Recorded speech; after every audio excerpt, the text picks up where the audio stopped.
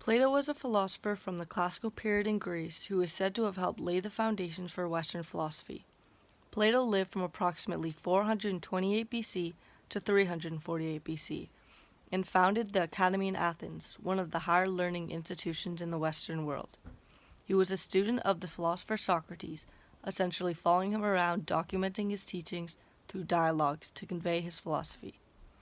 After Socrates was executed in 399 BC, Plato continued to write on his own opinions and examine deeper his own early metaphysical ideas. In regards to the question, what is real in metaphysics, Plato was an idealist, meaning material objects were not sufficient to define reality.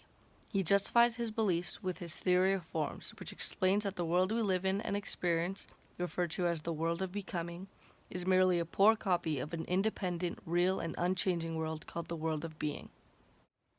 It is because of this world of being that in our world of becoming we are able to identify different objects, although their physical properties may look different.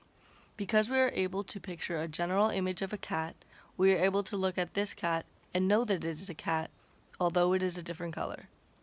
Another name for this belief is Platonic realism. To further explain his idealism, Plato then presented the allegory of the cave to demonstrate the theory of forms. There are prisoners in a cave watching shadows cast on a wall and making sense of them. When one prisoner is released and learns about the world outside the cave and about the objects that are casting the shadows, it is evident that what you know is not all there is, and we are merely seeing forms of entities rather than the entities themselves. Plato believed that the material world was not enough to gauge reality as well as knowledge.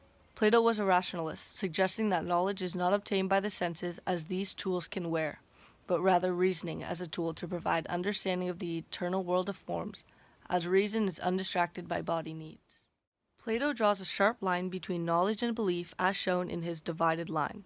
The lower in the diagram, the less reliable the information is, and the more reliable you become as you begin to reason and really start obtaining knowledge.